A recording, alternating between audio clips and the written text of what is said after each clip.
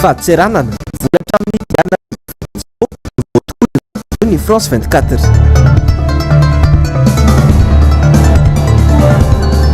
Mpianatra Katso Maitrano manome valambe fapolorany ny fanjakana amahana ny olana. Fandranana antsokosoko ny Harem-pirenena miverina sary taorian'ny fanonganam-panjakana tamin'ny 9 sy 4 arivo. Tompoko lasy sy tompoko vavy ankafaliana sy ampitiavana indray ny tsy diako ny tokantrano amin'ity ariva ity tonga soindrainao atao anatin'ny fampalalam-baovao ny fahitalavitry ny MBS ka manasanao ampanajana sy ampitiavana ny tenako hanaraka ny vaovao hatramin'ny farany. Araka ny fanarahintsika atao anatin'ny lohatenim-baovao teo, tsy mbola nahazo trano ny mpianatra Maitrano teny Akatso ny volana septambra 2024 lasa teo. Manoloana izany dia manao antsoavy izy ireo satria tsy manana trano raikitra ipetrahana hatramin'ny androany. Anisy araka izany ny tafa ho an'ny mpanao gazety nataon'ny solitena mpianatra androany teny Akatso. Jessica Miray sy Tahirinena. Trano ny mpianatra roa teto saingy samy may avokoa ny volana septambra 2024 teo. Tsy misy afa-tsy iraity nefa no mitsangana hatramin'izao eritaona mahery izay. Tsy nitohy intsony nefa ny asa efa 2 volana izay. Ny varavarana efa mipetaka azy nisy nangalatra indray. De ny fangatanganay zay zegny ny vory ny bloc hoe mangataka fô soloagna ny entreprise magnano le asa. Ary fangatanganay zegny entreprise mba mavita le asa, entreprise mba managna budget mavita le asa zegny ny entreprise ho andeha soloagna ho andeha ano le asa efa vita ake. Manoloagna zegny zahay zegny nangataka appui, nangataka fivoriagna tamin'ny président régional, tsisy idiran'ny président régional fa zahay tamin'ny bloc no nitsabolera fô nangataka fagnotronana amin'ny président régional. De zahay zegny magnamia ultimatum 48 heures ny fanjakana fô izy ka tsisy le famahagna olona agnatin'izegny de ihetsika zahay. Manodidina ny 70 mpianatra mipetraka tamin'ireo cité Roma ireo izay samy tsy manana trano raikitra amin'izao fa ato amin'ity cité vaovao ity avokoa no misesika. Ato amin'ity trano malalaka ity izao de noezahina nozaraina tamin'ny lamba toy izao fotsiny. Mpianatra 520 miara-mipetraka ato. Zara raha misy hazavana, tsy misy varavarakely akory, mitambatra daholo na lahy na vavy. Le trano zany efa tokony vita tanoana mois d'avril tokony efa vita. Amizao zany efa niara-mafantatrika mois de décembre, octobre zao mbola bâtiment anankiray ihany no mitsangana fa mbola tsy vita trano farany. De zay no zay fa nandefa fangatahana mikroasy amin'ny ministre hoe ana ministère momba n'izany zavatra zany hoe mba fan'izy ho vita malakilaky sy mba andolana le entreprise fa hita fa amin'ny entreprise no mahatonga an'izy mitarazoka. De zay zany tianay tsindrina hoe mba afainganana zany le procédure andolana le entreprise mba fan'le izy ho vita aingakaingana fa efa tena ela be, efa tapitra ela be ny fotoana nomenan'le entreprise taloha fa ry zareo tsy miasa mihitsy efa ho 2 mois zay. De zay zany tiako tsindrina hoe efa nandifa taratasy aloha zay hitana ministère sy hitana amin'ny croix zay mikarakara ty mpianatra ty Ankatso. Tsy manana na trano fivoahana sy vidiovana ireto mpianatra mipetraka ato ireto. Mindrana any amin'ny bloc ny mpianatra hafa efa ho eritaona nefa izay no niainan'izy ireo toy izao. Fanamoaka horonan-tsary mirakitra ny fanodikodinam-bola teo anivon'ny fahatseranana eto Madagasikara ny fahitalavitra vahiny France 24 tamin'ny andro ny omaly. Vola be mitentina hatrany amin'ny 5 alina sy 400 euro no voadikodina nandritra izany. Jessica Miray sy Tahirinena. Ity ilay horonan-tsary navoaka ny France 24 omaly.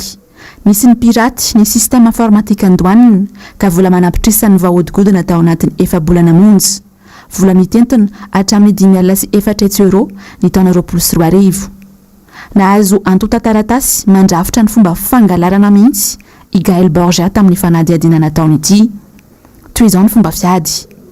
Orinasa mpanafatra sakafo iray no manao taratasy fampahafantarana eny amin'ny fahadijerana toy ny mahazatra. Eo no miseho kosa nefa ny osika. Mialoha ny fandaovana ny vola, informatisiana iray eo anivon'ny douane no miditra ao anatin'ny sistema ka manova ny teti-bola tokony aloha, izany hoe ahenany. Tao anatin'ny efa-bolana monja, vola mitentina hatramin'ny 5 alina sy 400 euro no vahodkodina tao amin'ny douane. Teti-bola avy amina orinasa iray ihany io. amafisiny Gaël Borgia ato anatiny ity fanadihadiana ity hatrany fa ity teti-bola ity dia mety nahavitana CSB hatramin'ny 8. Ny aiky ny elony moa ilay orinasa sy ilay informatisiana rehefa natao fanadihadiana. Efa mpamerikeloka ihany koa ity orinasa ity. 5 andro vitsimonja taorian'ny fanadihadiana dia nahazo alalana avy amin'ny douane indray aka conteneur enina misy etam-barotra. Misy ny sonian'ny taleny fadijerana na ny taratasy nafahan'ny orinasa naka ny entana. Midika izany hoy France 24 fa ity taratasy misy ny sonia ity dia manamafy ny firaisana tsy kombakomba ataon'ny talehan'ny fadijeranana. Saingy nandà mafy kosa moa ity farany raha natao fanadihadiana. En aucun cas je suis complice de quoi que ce soit. J'ai fait avec fermeté mon travail pour réprimer ces fraudes-là et suivant les textes légaux, suivant la loi. Et là, on a tous les documents, tout est traçable. Nampahafantarina ity osika ity ihany koa ny Prime Ministre ny martsa lasa teo, saingy tsy nohafainganiny mihitsy ny fomba fiasa. Izay melohy ny PAC na ny pôle anti-corruption fa tsy misy mihitsy ny ezaka avy amin'ny douane nafaingana andrara. Hatreto aloha izany dia tsy misy afa-tsy ilay informatisiana ihany mbola voahenjika amin'ity raharaha ity. Nanamafy kosa nefa izy fa niasa tamin'ny alalan'ny baiko ny lehibeny. Fa nahagaga ihany koa dia izao. Taorian'ny fivoahana ity fanadihadian'i France 24 ity dia nivoaka avy hatrany ny taratasy avy amin'ny ministera serasera sy ny kolotsaina mandrara ny fanaovana fanadihadiana eto amin'ny faritry ny tany Republikan'i Madagasikara raha tsy mahazo alalana avy aminy. Misy ny antony fanadihadiana hatramin'ny antsipiriny ilay fanadihadiana ao atao. Tsy midika ho fanagejana ny fahalalana maneho hevitra ve izao fihetsiky ny ministera izao? Fa hoentina izy Madagasikara ity ny hita aloha izao dia hoentiny mpitondra ankehitriny mitorina. Miaya manoloana ny fitantanana ny arenakibon'ny tany eto Madagasikara ny fiarahamonim-pirenena tsy mifanaraka intsony amin'ny toe-javatra ankehitriny ny lalàna mifeny fitrandrahana eto Madagasikara. Nisy araka izany ny fampiantsoana mpanao gazety nataon'izy ireo teny Antanimena tamin'ity andro an'ity Jessica Miray sy Tahirnena hatrany. Ny lalàna laharana 7 sipika 8 fa 7 ny volana Aogositra 7 sy 700 ary nasipanitsina ny 17 Oktobra 2020 mifeny fitrandrahana ny mbola miatra eto Madagasikara hatramin'izao. Tsy mifanaraka intsony ary efa ioara ny toe-java-misy anefa ity lalàna ity amin'izao. Maro ihany koa ny lesoka mahakasika izay lalàna izay. Raha ohatra ka misy ataoko hoe mpisehatra na ireo orinasa ka manao ny tsy mety tsy azo asoronoa ny fanomezan-dalana raha tsy hoe tsy fahazahoana tsy fandoavana frais d'administration ihany. Rehefa azo ny fanomezan-dalana hitrandraka tsy azo asorona intsony izy. Zany zavatra marina hoe hitarika mpampiasa volontsika ho stable ho maro toerana kanefa kosa raha sanatria ve izy zany manao zavatra hafahafa manimba tontolo iainana manimba ny ara-tsosialy ve dia jerena fotsiny. Dia fahatelo anisan'ny goavana dia hoe rehefa misy an'ireny hoe fifampivarotana ohatra ny beizy toliara ny toliara sainte lasany beizy toliara tsy mahazo mihitsy ny fanjakana malagasy nefa vola amina million de dollars ny mihodina. Marina hoe ary amin'ny enregistrement misy fa ny enregistrement misy sport varavarana ho ana kolikoly fa rehefa tafiditra ao anatin'ny lalàna mifeny arenakibon'ny tany sarotra ny idiran'ny kolikoly.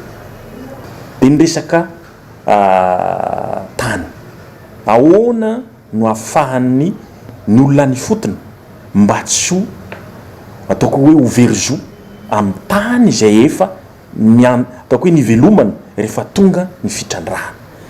Tokony harindra zay ao anatin'le lalàna. Efa nisy ny vinavina anovana ity lalàna ity ny taona 2024 hatramin'ny taona 2024 saingy tsy totosa hatramin'ny farany. Niveriny indray ny vinavina ny taona 2024 saingy mbola nandamokatra any.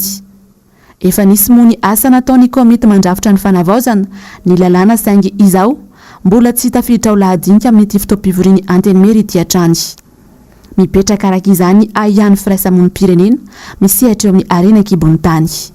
Dia eo anatrehan'izay azy dia tena hoe mangataka amin'ny fanjakana zay hoe avereno ndao hiverina ny tatabatra boribory ndao hidinihana hirositsika amin'ny fanavaozana n'io lalàna io lasa ataona olona fiomezana etontsika raha ohatran'izay foanany andrafahitana ny lalàna misy ny fiarahamonim-pirenena moa zany ny ara-tsosialy sy ny ara-tontolo iainana ary zay efa nisan'ny tafiditra tao amin'le volavolan-dalàna miady mafy zay ny atafidirany resaka tontolo iainana mafimafy kokoa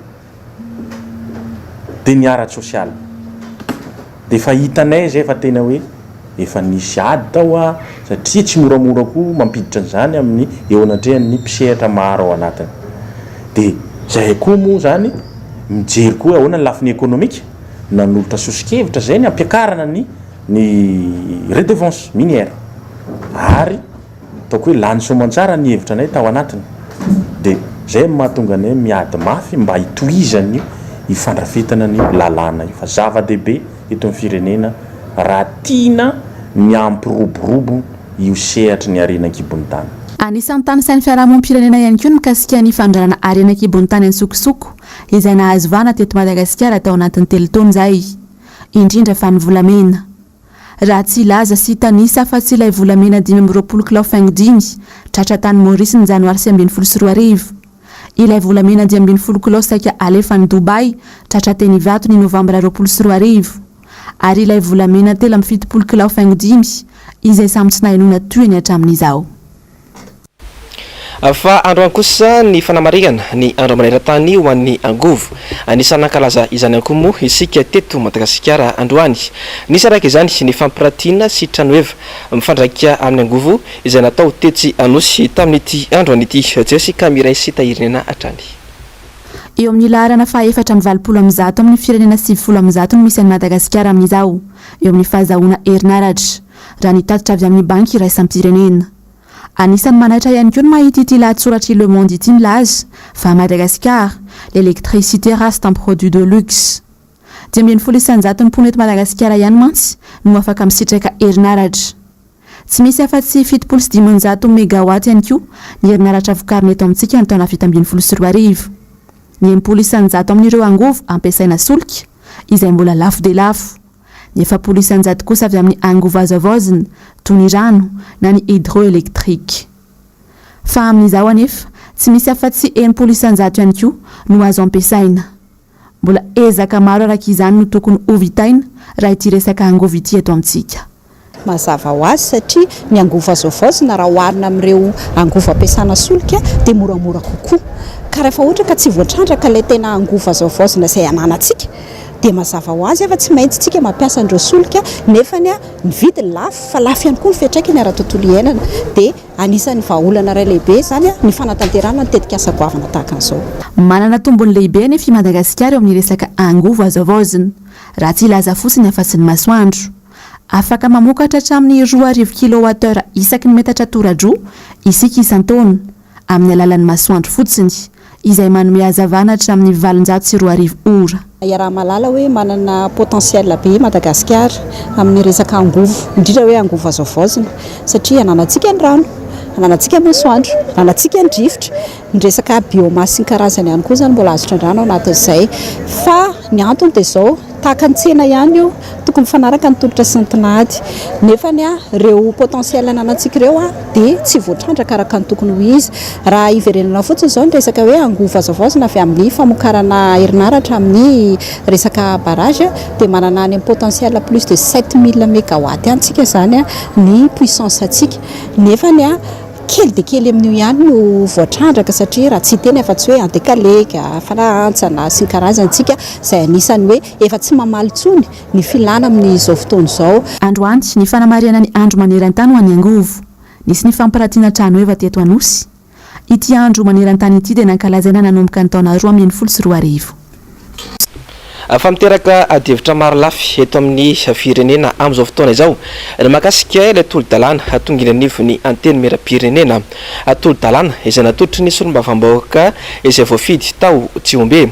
Mpitandrina iray efa nisotro ronono teo anivon'ny fiangonana FJKM no nitondra ny fanehoan-keviny momba izany tamin'ity androany ity. Germain Menjanary sy Andry Rakotomalala. Fantatra izao fa misy tolo-dalàna izay napetraky ny solombavambahoaka Masy Golamali izay voafidy tao amin'ny distrikana Tsiombe ao amin'ny anteny miram-pirenena. tolo-dalana mahakasika ny fanalanjaza ao am-boka noho ny antony ara-pahasalamana na ilay antsoina hoe interruption thérapeutique de la grossesse. Ho an'ny mpaneho hevitra amin'ny ankapobeny dia betsaka no milaza fa varavarana misokatra ho an'ny fanalanjaza eto amintsika izany. Raha ny fantatra mantsy dia 5,7 ny fanalanjaza dia atao noho ny fangatahany vehivavy tsy misy maniry ilay zazatsotra izao, ary ny 5,900 kosa dia noho ny herisetra na ny raison médicale. Nambarany mpitandrina Emmanuel Randriamalala fa Andriamanitra ihany no tompony aina.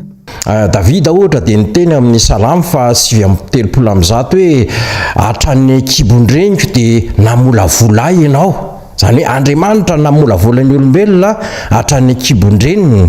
Ohatrany hoe ry Jeremia mpaminany zao dia efa mividina ho mpaminany tany akibondreniny.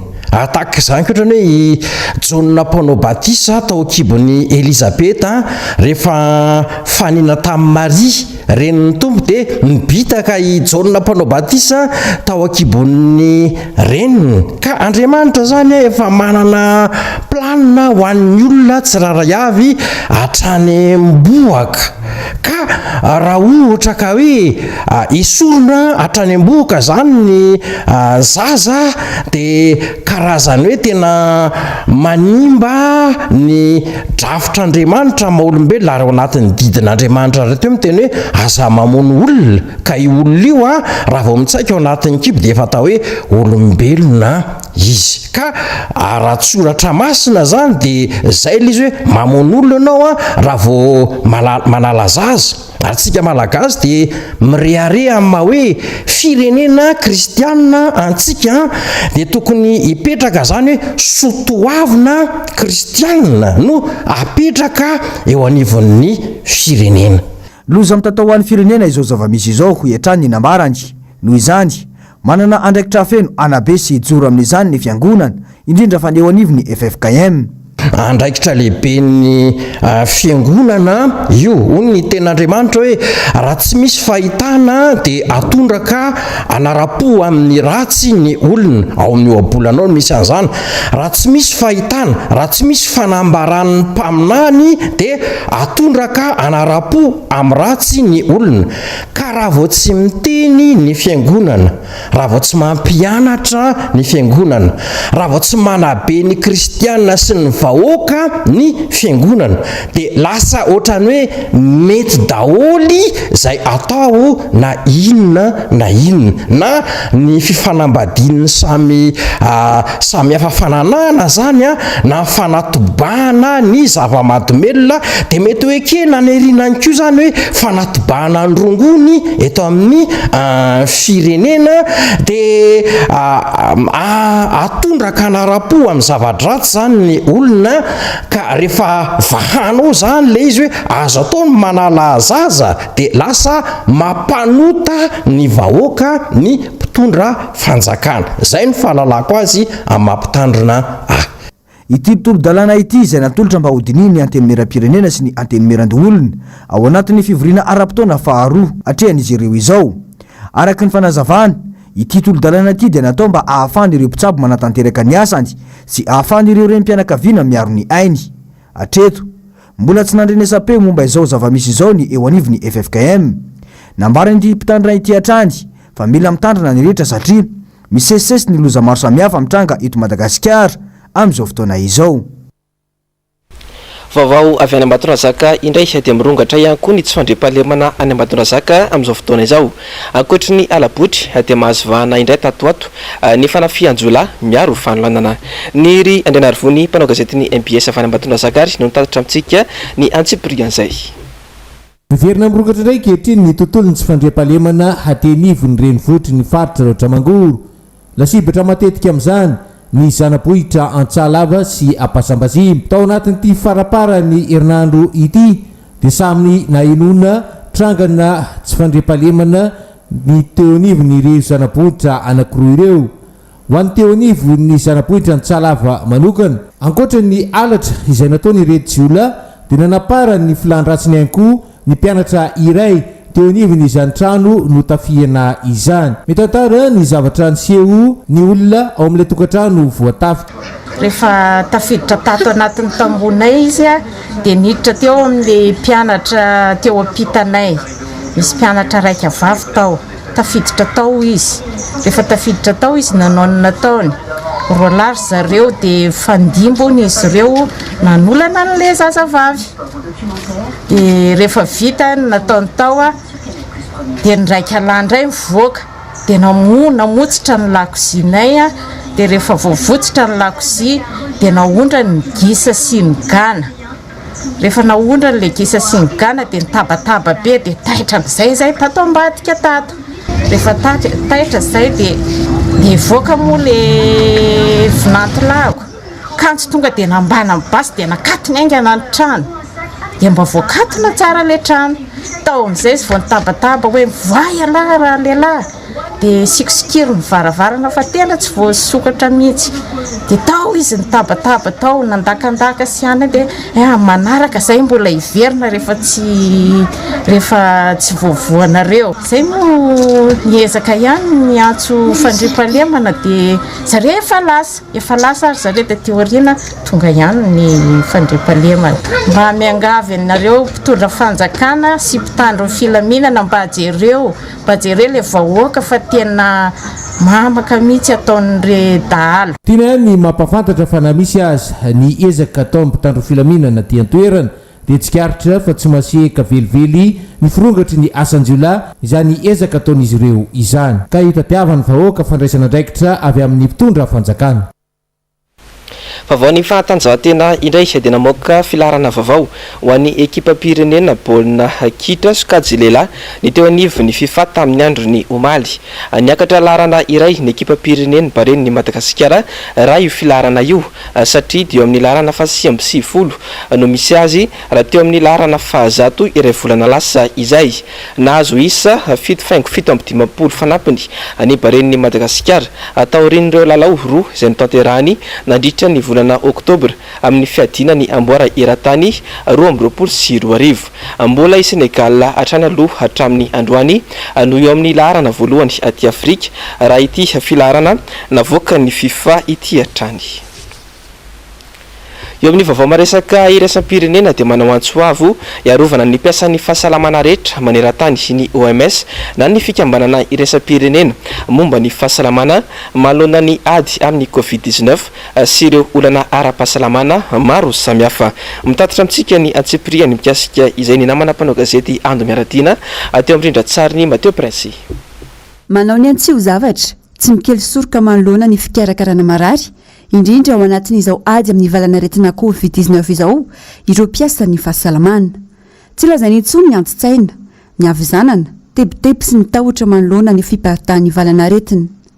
Raha ny vinavina nataon'ny fikambanana iraisam-pirenena momba ny fahasalamana, eo anelanelan'ny 7 alina sy 7 alina sy rahetsy ireo mpiasa ny fahasalamana maty vokatry ny Covid-19 teo anelanelan'ny janoary 2022 hatramin'ny volana Mey 2022. Raha toka tafakatra 505 sy 1 alina sy rahetsy ireo mpiasa ny fahasalamana maty raha nitatitry ny firenena mikambana. Fotoan'izao tokony hanomezan-danja ny mpitsabo, mitaky ezaka goavana avy amin'ny rehetra no ahafahana mampiena ny loza mety hitranga eo am-perinasa. Manao antsoavy ny gouvernemanta sy ny chapera mombinantoka rehetra maneran-tany ny OMS. Anao ezaka faran'izay aingana iarovana ireo mpiasa ny fahasalamana rehetra. Anamafy ihany koa ny fanaraha-maso sy ny tatitra momba ny aretina Covid-19. Mila amafisina avokoa izy ireo na izany ny lafin'ny lalàna na ny politika indrindra ny fampiasam-bola iantohana ny fiarovana ireo mpiasa ny fahasalamana ireo. Tanjona trano ny fanazavana ny ahafahana manafaingana ny anaovan'ireo mpitsabo sy mpikarakara marary rehetra vaksiny. Raha ny antotanisa fatram-baksiny mahery ny 9 sy 9 tapitrisany naparitaka maneran-tany. Fantatra ihany koa fa mpiasan'ny fahasalamana 2 amin'ny 5 no nahavita vaksiny raha ny angona azo avy amin'ny firenena 7% ny volana septambra 2022 ho iatran'ny OMS.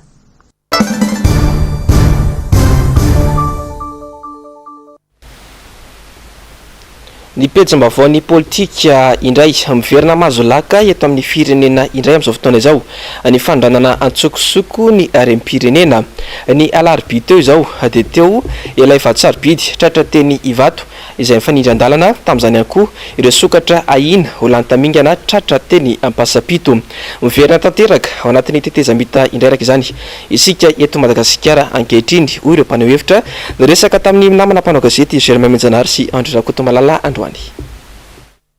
Sarnady izay no azo ilazana ny fihetsiky ny fitondrana manoloana ny fahatrarana ireo arena sarobidy izay mivoaka tsokosoko eto amin'ny firenena io no nambarany Dr Ignace Randriamamizafy androany raha niresaka makasika ireo trangana trafika izay voalaza fa tratra tatoato ireo.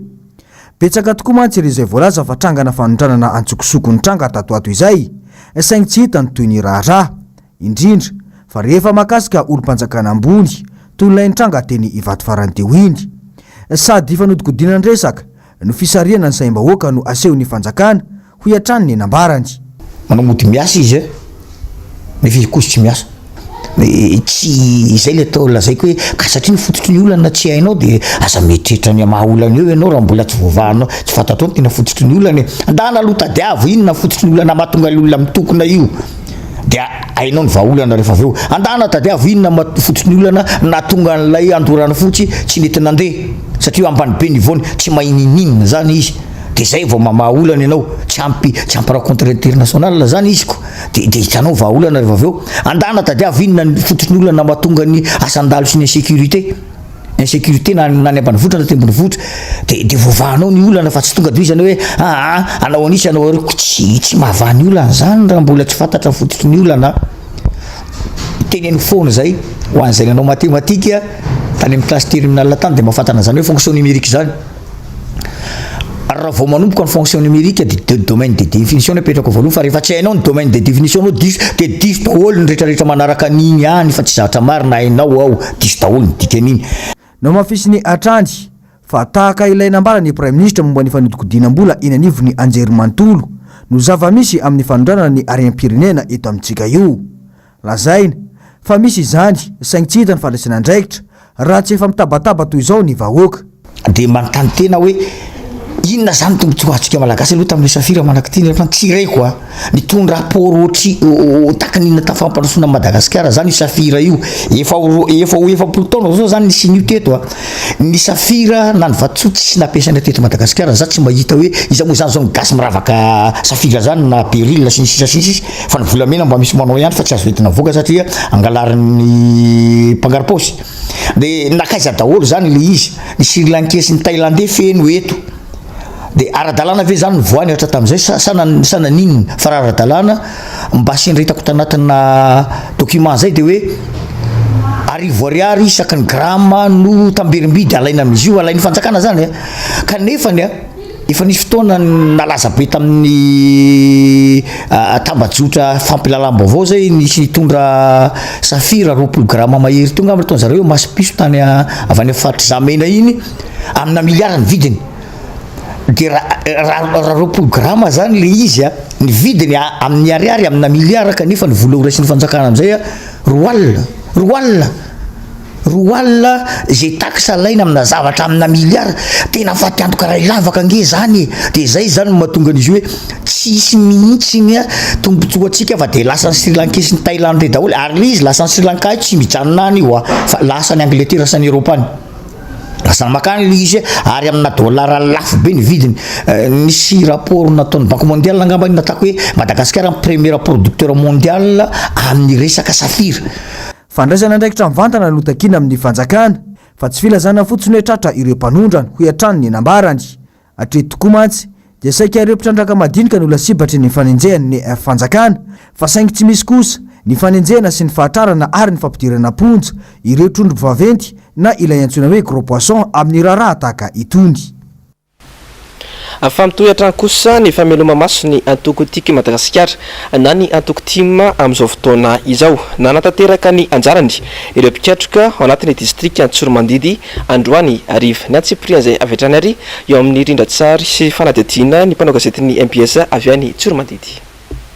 Totosan'ny 2 oktobra 2024 nidingana voalohany amin'ny famailoma masina ny redynamisation ny antoko tiako i Madagasikara taty amin'ny distrikta ny Tsironomandidy. Tonga nanatrika sy nanome voninahitra ny fotoana ny bureau politika nasionaly no tarihan'ny sekretera jeneraly voalohany sy faharoa sy ireo mpiarady aminy.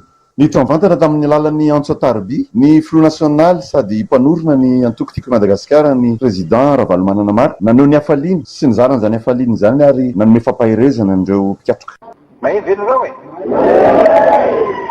zao a mahatsiaranareo a tsy afaka anakany mizabetsaka nataoko aty aloha zao irahana mahita tana fahasairana fa de faly aho miarabanareo, faly aho fa tonga maty nareo nao ary faly aho fa mienitrano nareo ka de miarabanareo a tsy faly maty tramizay naty mbola ho avy de bibilava atika foana tsy miova fitimboatyvaty zany teo ninona nizaka fa de matahotra nareo ianareo satria bibilava na vita n'lay ny référendum tamin'ny 2010 sa oviky afaka nizoraka amin'ny fana nareo mahafinaritra mihitsy toetrany olona la bibilava Tsiromandidy any kavin'olo piakahiny any mahasoa tamin'ny fantaretiny tena faly aho mipetraka aminareo zao fa tena faly aho sady nale faly aho reo délégation navata amin'ny tiko Madagasikara io eo iresaka sy eo zenaka hoe redynamisation ame toromarika karaha misy hitanareo oladenazy de lazao fa tsy manay miafy zao hoe ala misy zavatra tokony atao a de tsy maintsy ho tanterahany ka de mivory eo nareo zao a tsy maintsy misy foty zany hoe inona ny tena mampiavaka nareo ty bibilava fataroany fantatra tena fantatra fa sécurité de tena mampijary nareo tena nalamoazany zany hitantarao am'izao izy de atao anatin'le résolution de nareo teneny bypass tamin'ny 27 juillet 23-24 volana juillet de hoe ty mampiavaka azy ka ianareo tongany a nareo délégation koa nareo vaty amin'ny tiko Madagasikara de tonga zao de nohy tsara manana mana le capacité le naizina mieny masara iny de tindreo teneniny iny anao azava-pinazy fa tsy be resaka fotsiny de sabia manakalo hoe aintitspo ade le tava velaky azonareo zany eny ary de mahasotonareo a matokana mbola mifantaninareo re mbola afaka mamresaka vatany any a ndroady fanena président de antanio a zay a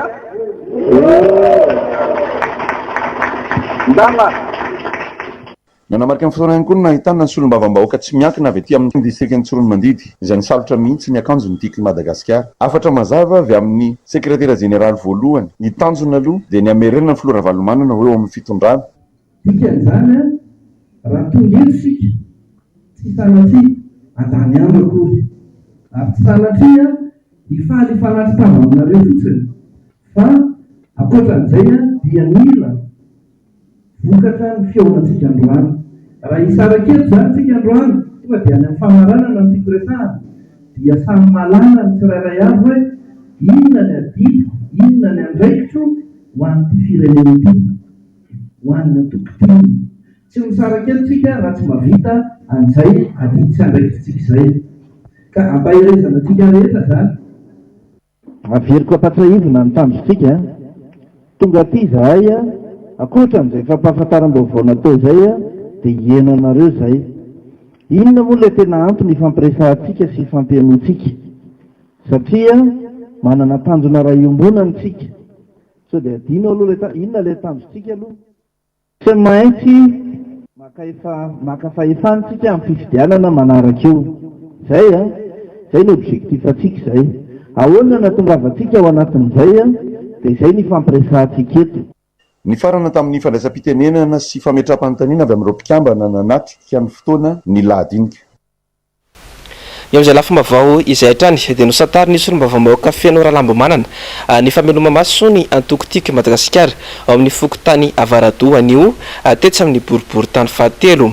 Nandritra izany dia nisy ny fifampizarana sy ny fifanakalozana momba ny antokotim sy ny fiainam-pirenena ny arana tamin'ireo mponina. Teo ihany koa ny fandraisana ny etaetan'ireo ray aman-dreny sy ny tanora mba hanampiana azy ireo amin'izao fahasaranana manjady amin'ny vahoaka izao. Anisantsika ny fiarana amin'ity hariva ity dia atao anatin'ity fanadihadiana manaraka ity kosa ny tondrany namana mpanao gazety Anjavandrema Efatsy Mateo Prince aminao ireo teboka nisongadina atao anatin'ny fandarana miara-manonja androany.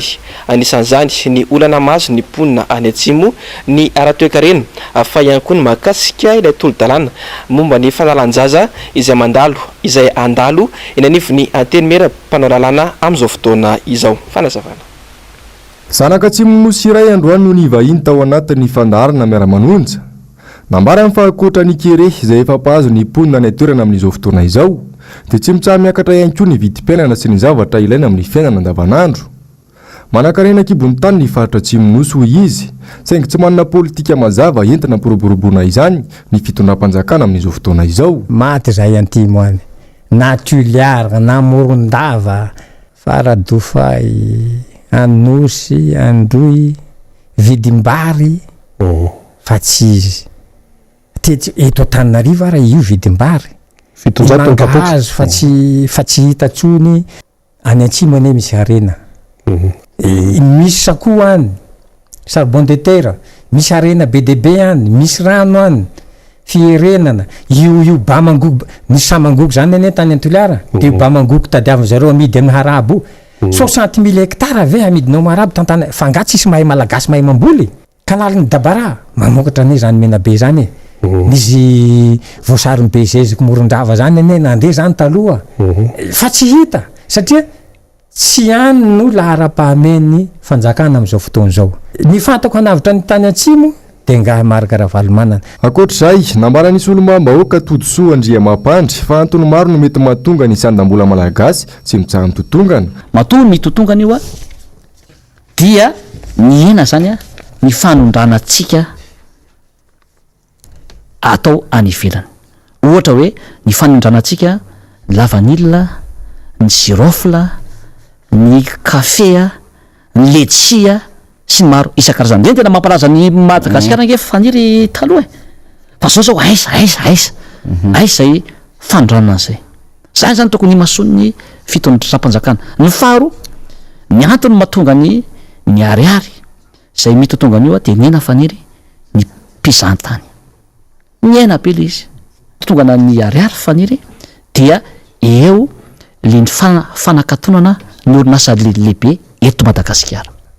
Reny efa mitondra devis ho atsika zany zay nefa dia saika nakatona daholo jerevika ny ao ambato visy maro isan-karazany reny faniry tondra vola be ho atsika reny da ahoana zany anototofanao an'ireny banga be da be reny ary ny faefatra faniry ny antony mampitotongana an'izay ariary zay zany dia eo zany tsy hain'ny fitondram-panjakana zany hoe ahoana ny andrindrana reny sy anarana amin'ny maso araka ny voalazanao teo le fanondranana ary na kibony tany atsokosoko any ivelany reny.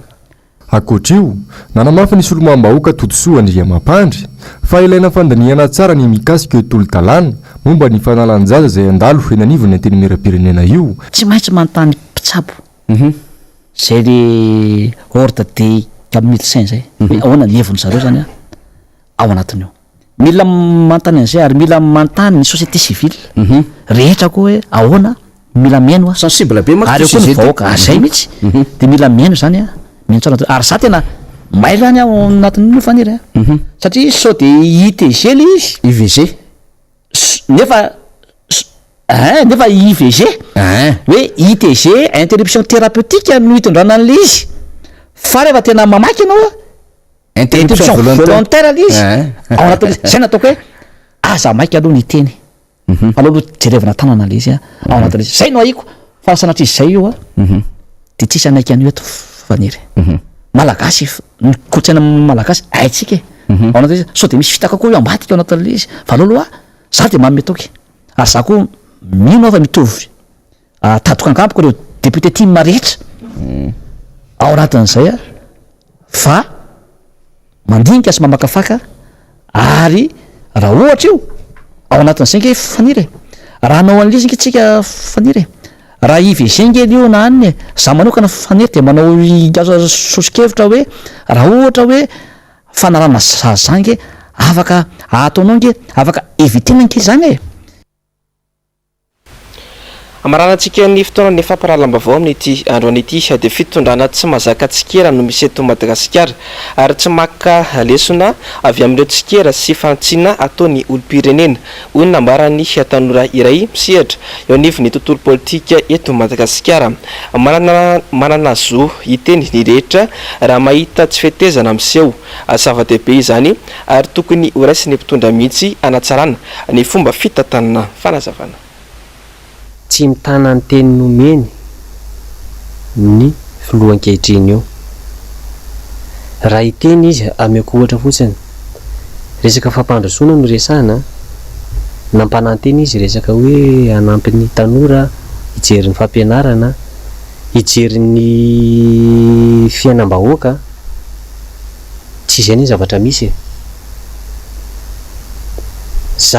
zavatra anankiray ohatra anankiray ameko anareo fotsiny misy an'le raha namana anankiray tao amin'ny Facebook tao na neo hevitra ary namoaka dossier zay nigadraina moa le ry hoe nandoko ny fitondrana nandoko hôpitaly manara-penitra izay valeurna 38 milliards d'ariary am'izao galère sy firenena efa tsy mandeha am'izay loany zao mbola mi permettre avy anao mandoko rindrina mandany 38 milliards d'ariary izay zavatra rehetra karazan-draza ohatr' zany ohatra hoe vola arina le izy tsy mahita ny atao hoe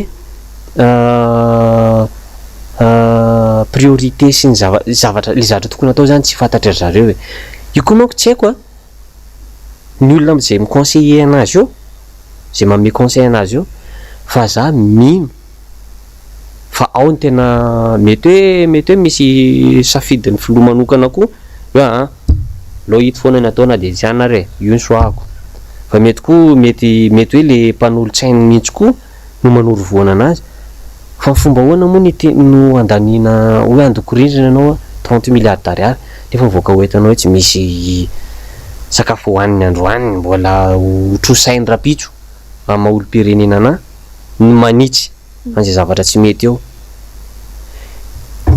karaha ohatra ka hoe tsy hiteny ary raha ohatra ka ny olona rehetra zay miteny zany de ho gadraina daholo de hoay zary tsika avelananao foana zany zareo izay zavatra zay manko zavatra erreur be avy any amin'ny parti any mpitondra am'izao e parti any mpitondra am'izao tsy mahay mandray ny critique constructive de izay ihany koa ry tompoko lasy sy tompoko vavy netiko manakatona ny fotoana ny fampalalam-bavao tamin'ity andro an'ity isoraka ianao nanaraka ny vaovao hatramin'ny farany sy tahaka ny mazatra de mbola misy ny fandarana global news ao izao fampalalam-bavao izao aorin'izay kosa no anarainao ny fandarana saila zao ary aorin'izay fandarana anankiroa izay kosa no anarainao ny adiantantara mitondra lohateny vampire teorese ary ny oronan-tsary indray amseho atotry ny MBS ao anao kosa amin'ity arina ity de mitondra lohateny Waiting Unrated ny sampana famparalam-bavao kosa de mametraka ny veloma mandrapitafa aminao ho amin'ny rampitso indray tompoko lasy tompoko vavy veloma tompoko